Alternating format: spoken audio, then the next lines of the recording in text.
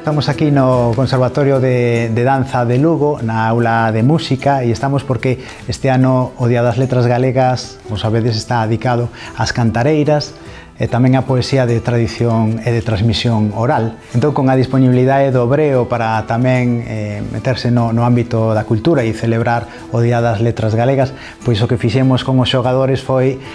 contarlles un pouco como é isto da tradición, a música e a danza, que tanto que ten que ver tamén con o deporte, e presentarlle un pouco os instrumentos que eran os protagonistas desa danza, e así pois estiveron probando os instrumentos de percusión.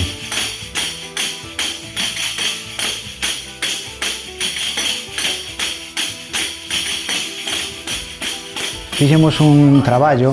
que consistía en nunha foliada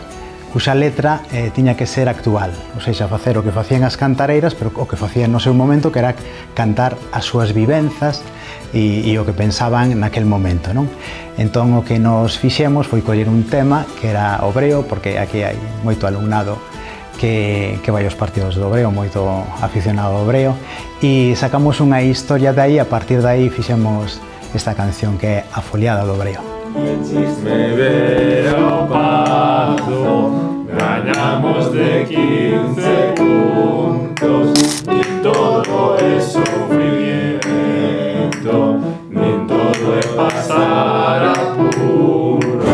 pazo é a nosa casa, Obreo é o noso equipo, seareiros como de Lugo, non hai con tanto prestigio, os días que hai partido,